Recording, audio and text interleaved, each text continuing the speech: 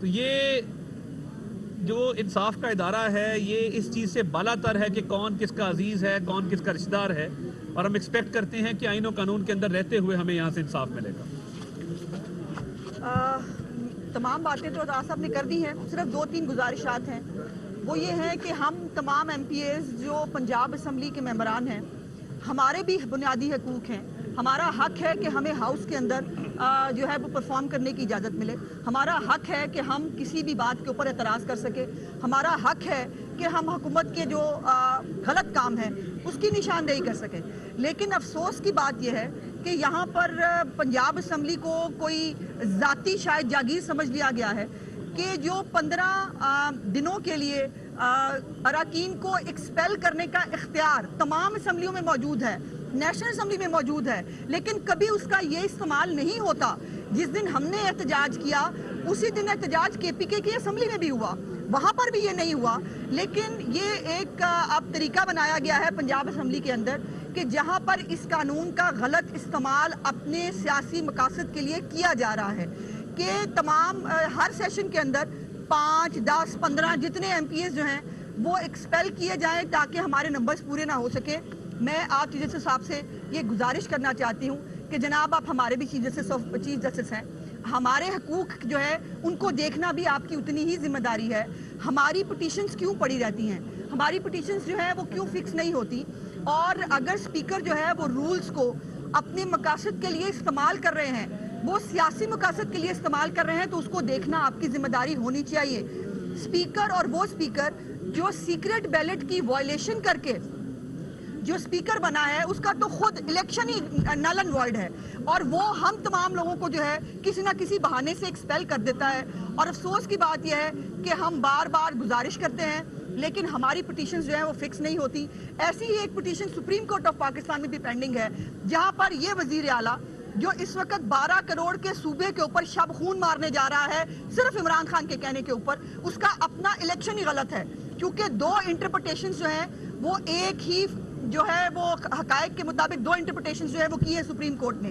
ایک طرف اسد عمر کا لیٹر جو ہے وہ بہت معتبر ہوا، 25 اراکین کو سزا بھی دے دی، لیکن کہا ان کے ووٹ گنے نہیں جائیں گے۔ اگر ووٹ گنے نہیں جائیں گے تو ان کو سزا کس چیز کی ملی ہے، پہلی بات۔ اور دوسری بات یہ ہے کہ اگر چودھری شجاعت وہی خط لکھتے ہیں تو اس خط کو ڈسٹ بن میں ڈال دیا جائے، اس طرح نہیں ہوتا، یہ موکری آف لا نہیں چلے گی۔ برائے مہربانی میری گزارش ہے، ہم اعلیٰ عدلیہ کا ہمیشہ احترام کرتے ہیں، ہمیشہ کرتے رہیں گے، لیکن ہمارے حقوق کو سننا جناب والا آپ کی ذمہ داری ہے، ہمارے حقوق کو جو ہے وہ اس کو نافذ کرنا آپ کی ذمہ داری ہے۔ اور اگر ایوانوں کے اندر جو ہے وہ غلط استعمال قانون کا کیا جا رہا ہے، اگر ایوانوں کے اندر سیاسی مقاصد کے لیے اور پھر 15 دن کی جو ہے پابندی ہے، اس کو خود فراڈیولنٹ طریقے سے، میں یہ کہنا چاہتی ہوں سپیکر پنجاب اسمبلی نے فراڈولنٹ طریقے سے 15 دن کی جو پابندی ہے اس کو 15 سٹنگز پہ لے گئے۔ رولز بڑے کلیئر ہے، 15 دن لکھے گئے ہیں، لیکن اس کو 15 سٹنگز بنا دیا گیا، اور وہ 15 سٹنگز میں بھی 2 مہینے بعد، 2.5 مہینے بعد، 3 مہینے بعد کب ختم ہوں گے۔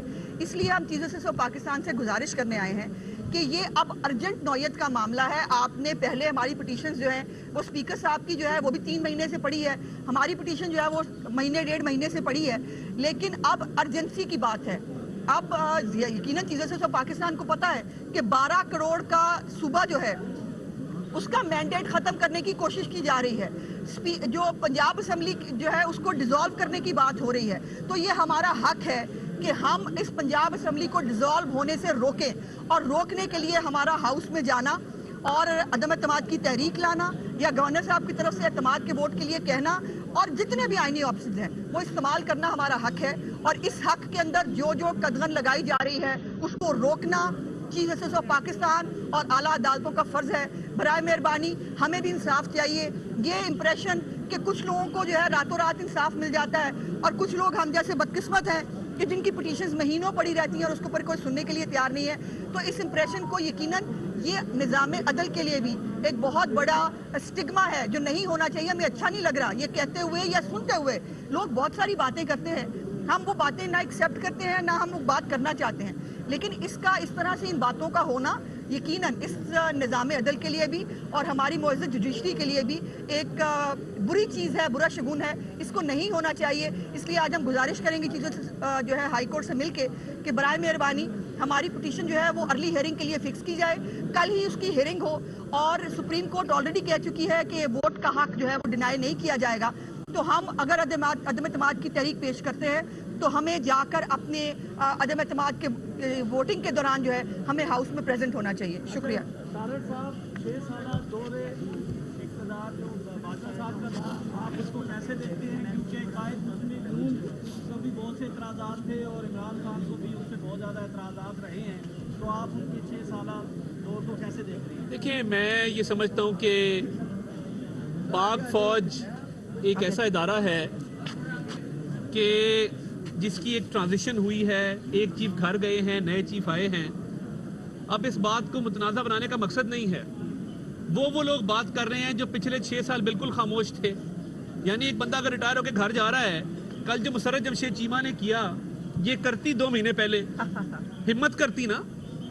7 खावंद खड़े हैं, गद्दार के नारे लगा रहे हैं।